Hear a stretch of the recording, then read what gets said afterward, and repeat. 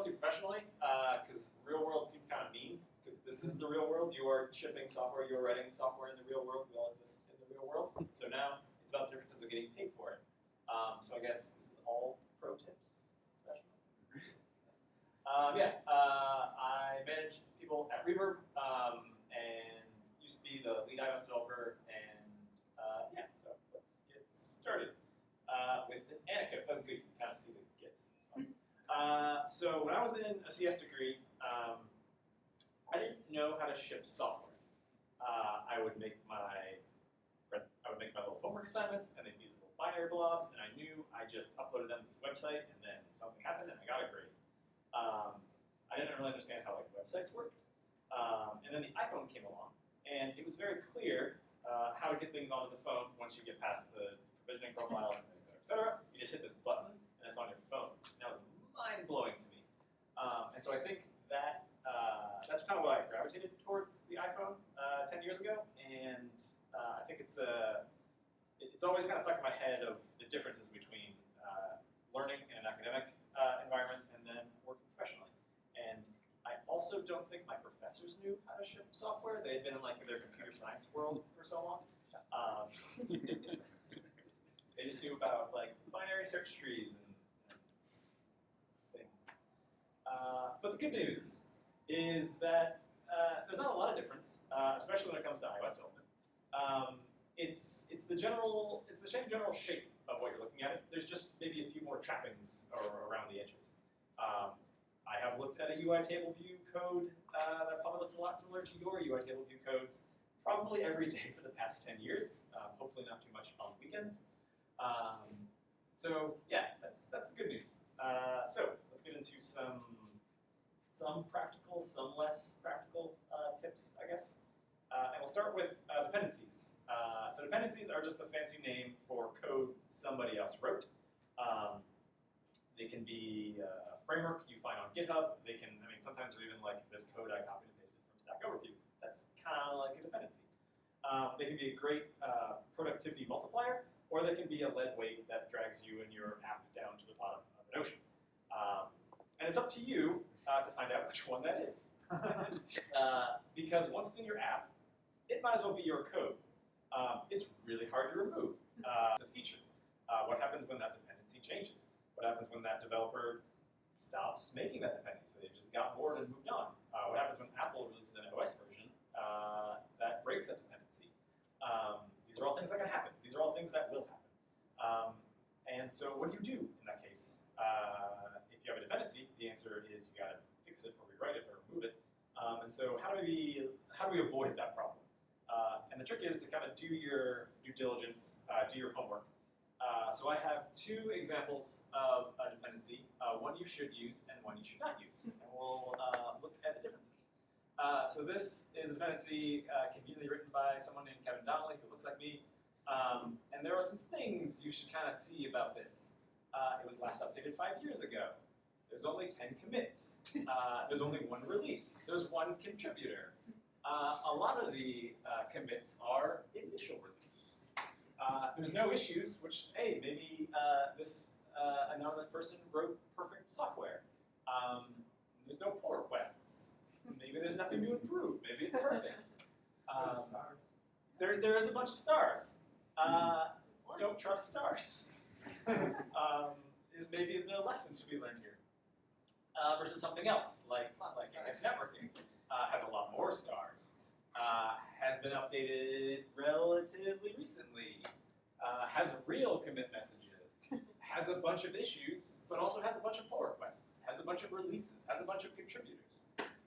So be definitely looking at these things. I think a quick rule of thumb that I have is probably custom UI views, while could be really satisfying to pull in, are probably more trouble than they're worth. They will be the first thing to break. But a great library like AF Networking that's sort of battle tested, a lot of people use it, is a great thing that can really speed up development if it's solving a problem that you have. If it's not solving a problem that you have and you just want to include it, maybe include it in a test project instead. Just play around with it until it's going to solve your problem. And don't trust stars or forks. So APIs and networking. So unfortunately, professionally, apps have to do things. If you can get a job without having an app having to do things, keep that job and never leave it. But the rest of us, we're stuck making apps do things, and in this day and age, that means talking to the API, and that means talking to the internet. And there's a lot of ways that can go wrong, because the APIs that you'll be using, while they have the best of intentions, are going to be some good, some bad, most both. Some will wildly vacillate between those two values in a single day, and they'll be constantly changing, and so you should kind of be a little prepared for that. So this is a thing that I guarantee you will happen.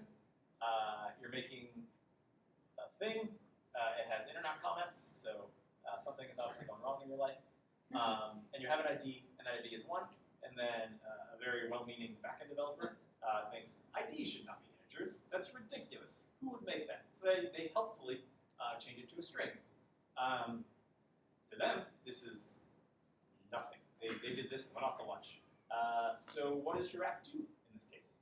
Was your app dependent on the ID being an integer? Is it going to start crashing if that changes underneath you?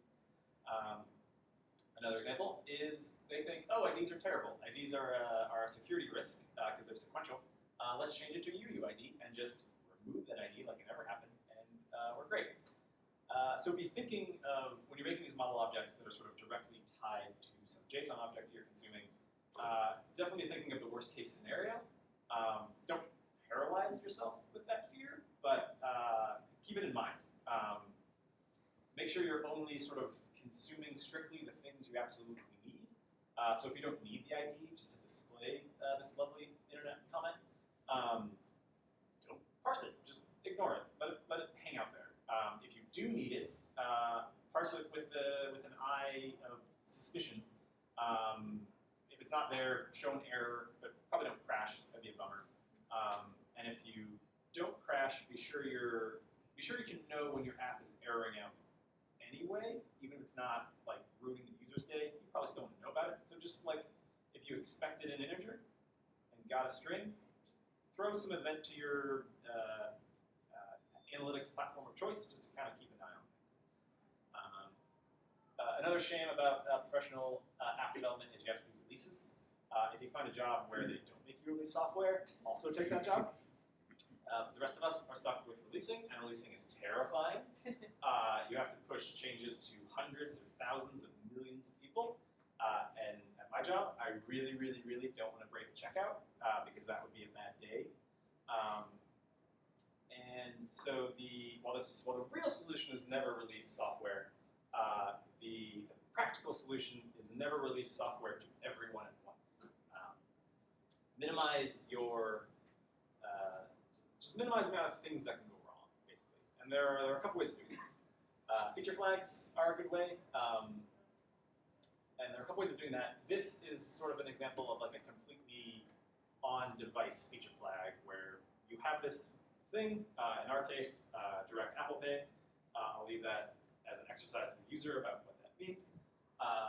And it's, I guess it's turned on in this example. So, okay, cool, it's enabled. But a news follow prompt, also whatever that means, is returned false. So when you're using this code, if you're about to do your news follow prompt, check this feature flag. If it's enabled, we'll show it. If it's disabled, don't show it and pretend it doesn't exist.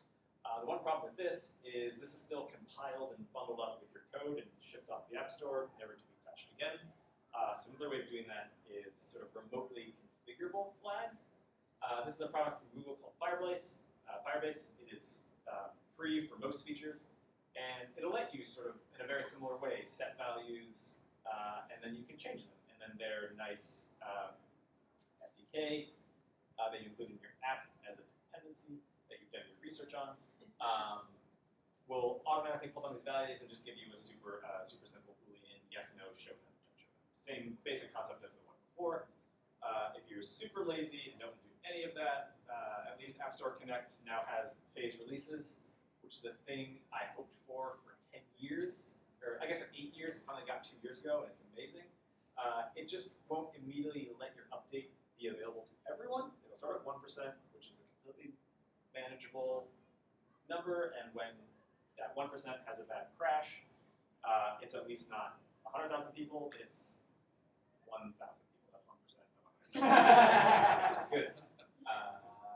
So that's at least that. So just always have that use phase release checkbox marked and never uncheck it. And what about for a bug fix that you want everyone to have immediately? Well then it's like, well, is it going to be a bad bug? Because a bug fix could be just as bad. Like you could have fixed something. So then it's like, all right, user best judgment. Go bad, people can live with it. Maybe still let it phase out until like 2 or 3% and then push it to 100%. I really don't want to break a checkout. That'd be really scary. So this is somewhat related, security and flexibility. So you released your code, you bundled it up, you have your little blob, signed it, you provisioned it, you sent it off to Apple, and now it's just out there, and you can't change it, you can't take it back. Some poor soul will immediately download your app, turn off automatic updates, and live with that iPhone 5 for 10 years. And then they will call you into your chat support every time something's broken on that 5-year-old machine. And so what happens when you need to change something? Because you will obviously need to change something on these things. And that's where kind of flexibility comes in. So here's an example of you have some fancy image service that is a dependency that you do your research on, and it has some super secret key. And that super secret key, you swear, will never change, because why would that key ever change? It's a single value, and then maybe some other developer accidentally commits that key to a public GitHub repo, and now you got to change your keys. If you just ship this line of code, every app you shipped up until that moment, their photo uploading is going to break, and it'll be a bad day. But if you ship this line of code, you can just update that super secret key using that same Firebase remote config service. And there might be some indeterminate time where caching is being weird and someone's breaking, but eventually, in 24 hours or something, everyone will have the new key and life goes on, and it's like nothing ever happened.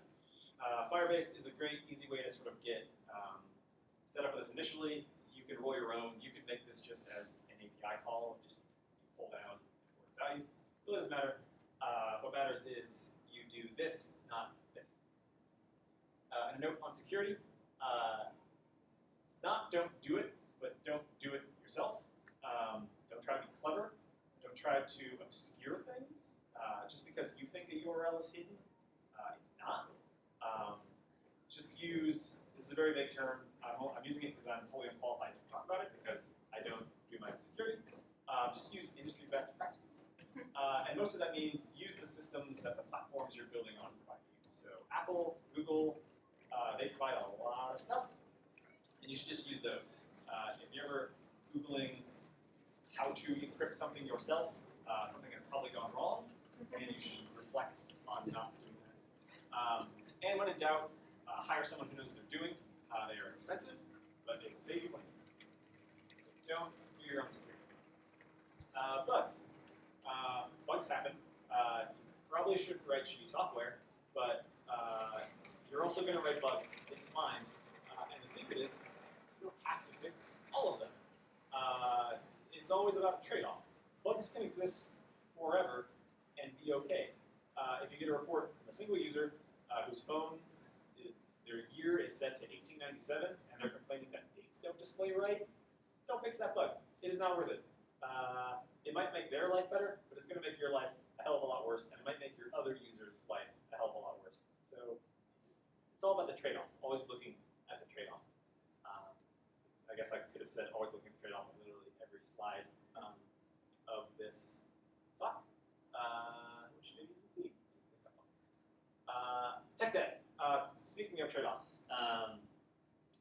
things are kind of fuzzy here. This gets slightly less practical, but much like much like everything else we talked about, tech debt is a trade-off. So what is tech debt? Tech debt is a shortcut that you took when implementing something to sort of finish it, to get it out the door, to ship it.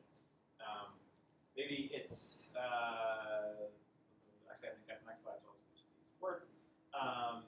It lets you ship it quicker, but it can get out of hand. Tech debt is a lot like real debt, where there can be good debt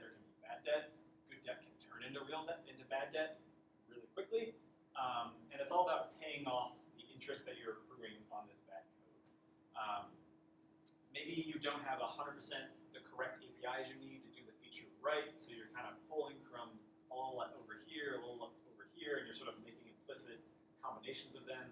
That's kind of an example of tech debt where it lets you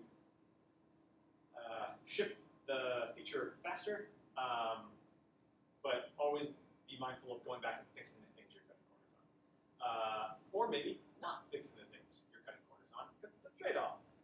This is some things that, actually in the Reverb app, that some people would call technical debt. I would also call it that, but we're also not fixing it. The problem is here is we're trying to define a protocol to sort of generically fill these objects, and we weren't getting the types right. We couldn't just, in Swift, we couldn't just get things to line up. So we just called it an any, and then the implementer just kind of has to know what an any is. So in this case, it's an order. It's not perfect. We would probably never fix this. But it is technical debt, and kind of things like that can add up. So kind of the overall theme of this, I think, is your code is not your product. It's highly unlikely that your code will be the thing directly making you money. It probably won't be the product that you sell. It's a tool or a machine. That means it has to be maintained so that you continue selling that product. If you don't maintain it, it'll break and you'll no longer make money. But also, you can sort of budget a little bit. You can get away with things. You can, if you're putting together an IKEA furniture and you get a hammer and all you have is a screwdriver, you can kind of like smash the nails with the screwdriver. And that's kind of what I see. That's what I kind of think of when professionally shipping software, sort of making do what you have, because ultimately you just want to make money. And the code is important, but it's not the end product. This GIF is really cool, so you can just kind of like stare at it for a while. I stole it from the blackbox.cool, which is like Cards and Humanities business site, and it's awesome. And I believe that is the last slide I have. So yeah, any questions? No, do them all away. Thank you.